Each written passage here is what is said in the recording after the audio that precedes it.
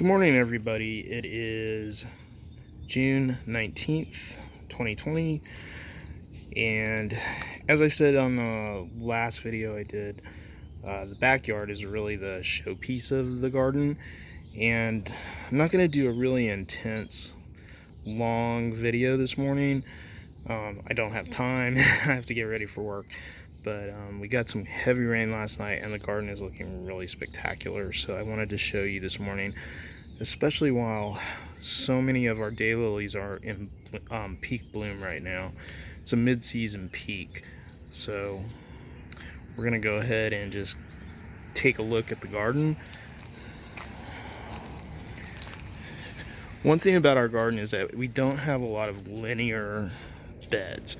Most of what we have are what I like to think of are islands of color, and the pathways are done so that you can wander through the beds and just really appreciate everything going on. So Christopher's trying to hide behind the Amsonia. There he is.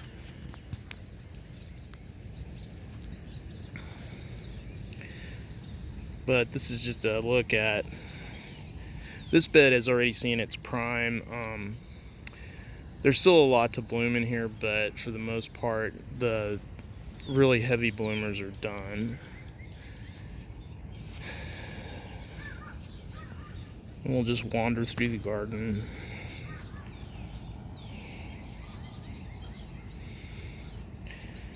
We have over 220 varieties of daylilies. About 215 I know the name of, but it's a lot. I go through basically every morning and deadhead the spent daylilies because they just look horrible, and also they have the potential to fall on the next day's blooms and prevent them from opening. So daylilies kind of melt overnight.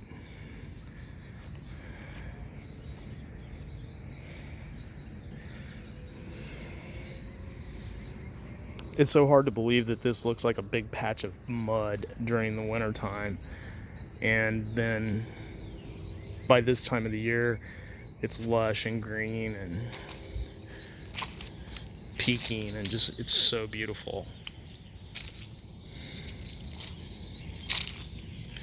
We have a lot of weeds. It's a constant battle trying to keep up with those, unfortunately.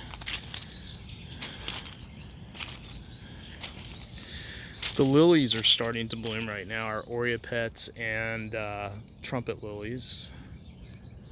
And then Fusion, which is my absolute favorite. It's just a gorgeous lily.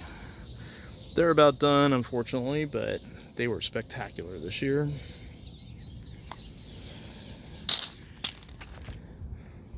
One thing I've added this year is a little bog garden. It's got carnivorous pitcher plants in it, and some Louisiana iris, and some cardinal plants, and also swamp milkweed. Just looking out over the yard again.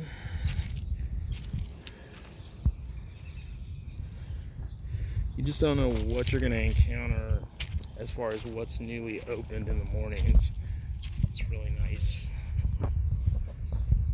That's why I spend so much time out here.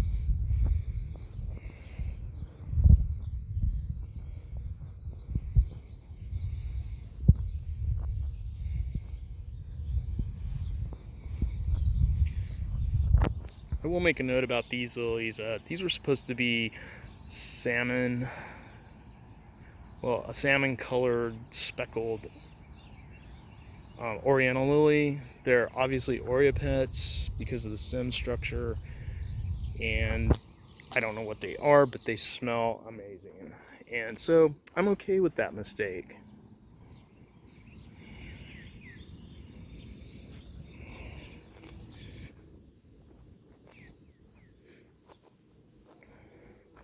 This tall plant is called cup plant. It was 1 foot tall about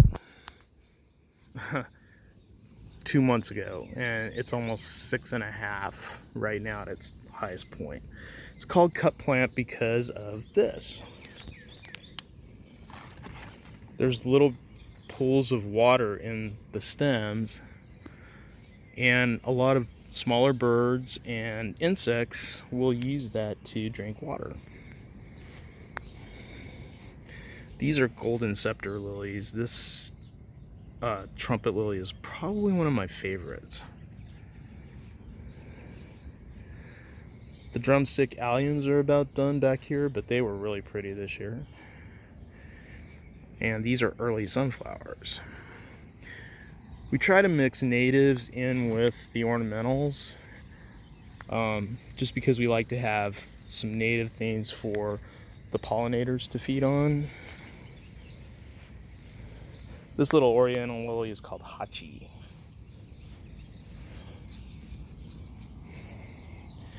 And this is why I like oaks to purchase daylilies from.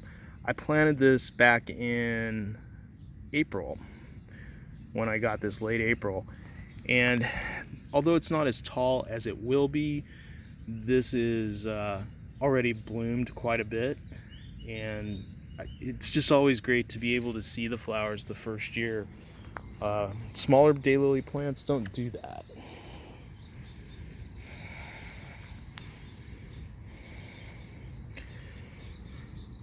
This is another beautiful trumpet lily. It's called Rising Moon.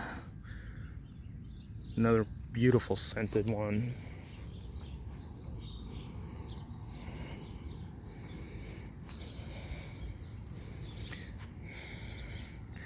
These are gray-headed coneflowers. These actually grow here native in Tennessee. They're out at Long Hunter State Park in the Cedar Glades. Prolific grower. Flower heads are about 5.5 feet tall, so a little bit about my height. This is blue sea holly. Vigorous grower and great performer. The blooms will last for months. This is another Oreopet lily. This was a bonus. I don't have a name on it, but it smells wonderful. Really like spider type daylilies. These are twiggy. Some unusual daylilies I have, or some lilies I have, are these double tiger lilies. They're really spectacular. Just an unusual form. This is our herb and veggie garden. Raised beds on these, and everything's doing great. We've got peppers, tomatoes, basil, cilantro, thyme, rosemary, savory. Christopher's got beans and kale. So there's a lot going on in here, and we got some green onions as well. We just get starts of those.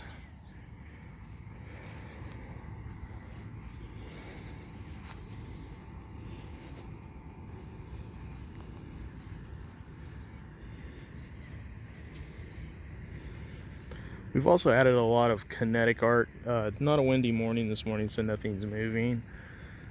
But we just like to have a little bit of motion in the yard, as well as some sound from the fountains, which also aren't working yet because they're all solar. But this is the wide view of the yard.